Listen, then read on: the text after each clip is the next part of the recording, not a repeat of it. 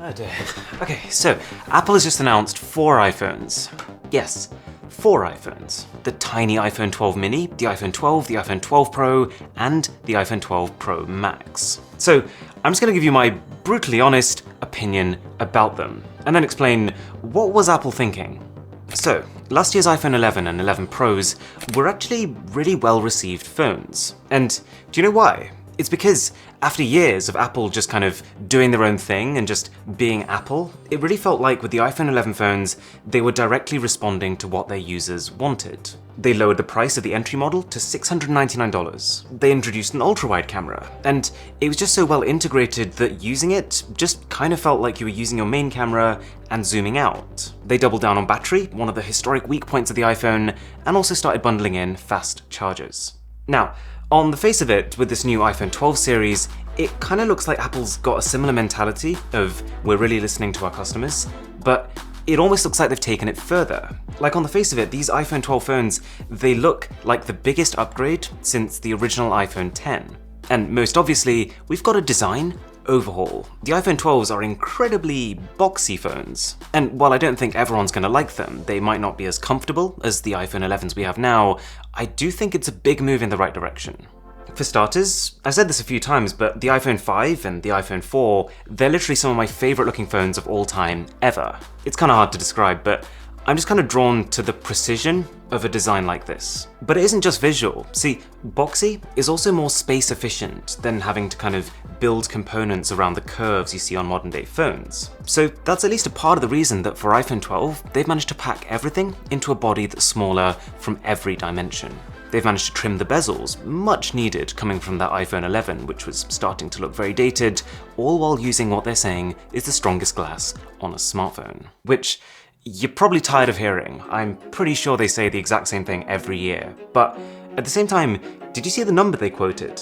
We've seen a lot of companies this year getting really excited about the fact that their new phones are like 30% more drop resistant. The number that Apple quoted was 400%, 4 times more drop resistant. Although just bear in mind, they didn't mention anything about scratch resistance, which I would argue is more important for general wear and tear. Oh, also, every iPhone 12 has magnets in the back to allow the phones to kind of lock into place on a wireless charging pad. Makes sense. And this will also probably lead to a whole slew of new magnetic accessories for the phone, so we'll have to wait and see for that. So, design-wise, it's not revolutionary, it's almost like they've gone back, but I like it. Now, the one thing that Apple spent even more time talking about than design was speed.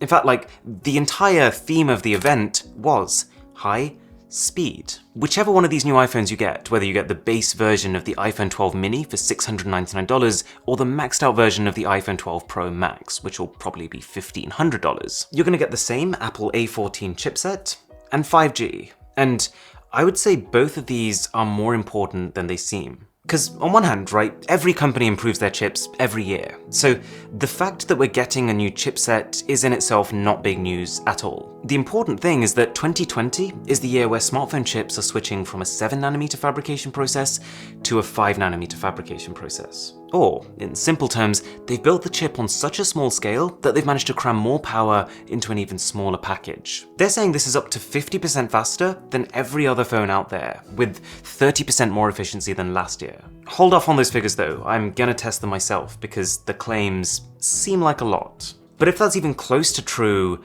then that's massive. Like imagine if I just took your phone and added an extra 30% of battery life to it. That would take you from mediocre endurance to amazing endurance. But yeah, hold out for the battery test, and if you do want to see that, a sub to the channel would be absolutely epic.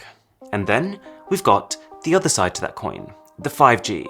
And on one hand, who cares? Yes, Apple has put more 5G antenna bands in this phone than apparently any other 5G phone, but at its core, the inclusion of 5G functionality is more of an eventuality than like an impressive feature to have on a phone now. However, it's good news for everybody. I think these iPhones they're going to sell well. I think these iPhones are going to sell so well that they might well add 20 to 30% more 5G users into the market within just a few months. All of a sudden, the market is going to be flooded with millions of users who have 5G capable devices, who didn't a couple of months ago. And do you know what this does? It provides carriers like T-Mobile and Verizon a lucrative opportunity. If they can make their 5G networks as widespread as possible, they can sell everyone expensive 5G contracts. So, of course, that is what they're going to do. So I'd be willing to bet that by the end of 2021, propelled by this momentum from the iPhones, 5G carriers will really put an effort in to completely revamp and kind of accelerate the 5G infrastructure to be much wider reaching than it is now. The last main thing that's changed with the iPhone 12 phones are the cameras. And what they've done this time around is a little weird. So for the iPhone 12 mini, the iPhone 12, and the small iPhone 12 Pro, you pretty much get the same camera setup as the last generation, but with a slightly upgraded main camera. It has a better lens and a wider aperture, which means more light, better photos, better videos. And they can also all record high dynamic range video, which just brings out more detail. On top of that, both Pro models have a LiDAR sensor, which is kind of like an advanced depth camera. They can better understand the information in the room around you for augmented reality and slightly better portrait mode. But really, the main camera improvement actually only comes to the iPhone 12 Pro Max. This is the only iPhone to actually have an improved zoom camera, 2.5 times instead of 2 times, improved stabilization, and an improved sensor. And when you are talking about how good a camera system is, the sensor is arguably the most important part of it. It's a real shame that this is only coming to the biggest iPhone, but I think I see where Apple's coming from. Generally speaking, the people who get the biggest Max model, they're the enthusiasts, they're the people who want the best features. But the people who buy smaller iPhones and the non-Pro ones are often people who aren't gonna care nearly as much. But you knew there was a but coming.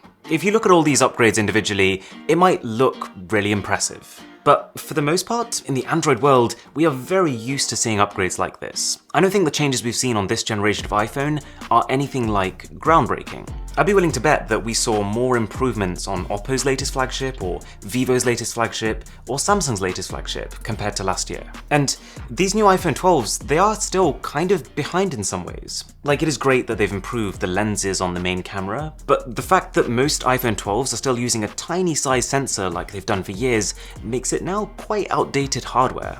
Plus, it's a massive shame that these phones, none of them got a high refresh rate 120Hz display, because it makes such a difference to perceived speed, and you just kind of expect it on anything close to a flagship Android phone.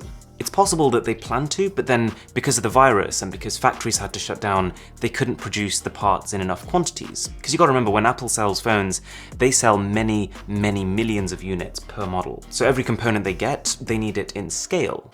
They might have skipped it because they thought, oh, well, we're adding 5G. If we add a 120Hz display on top of that, it's gonna be too much battery drain. Or they might have just thought, we need to save something for the next iPhone 13. Whatever the reasoning is, I couldn't tell you why, but I can say that this is a feature, probably the only feature, that I'll really feel like I'm missing out on when using an iPhone 12 Pro Max. Plus, there's no charger in the box, which does have a planet conservation angle, sure. But at the same time, putting that side by side with the more affordable OnePluses and Xiaomis of the world, who, by default for free, include some of the fastest chargers in the world in their boxes, you can see that this is not an everything package. And quick note on this whole charger situation. So Apple's reasoning for not including a charger in the box is that you probably have one. And you can see where they're coming from. If you had an iPhone anywhere in the last 8 years, you probably have one of these small 5-watt charging bricks with a USB-A port on the back. But the cable that Apple is bundling in with this new phone is a USB-C cable. And the only iPhones in Apple's entire history to ship with a USB-C power brick are the last generation iPhone 11 Pros. So those are probably the only group of users who are actually going to be able to take advantage of this new USB-C cable. So it kind of feels like Apple should have just included a USB-C charging brick with all phones this year, and then saved this agenda for the iPhone 13s next year.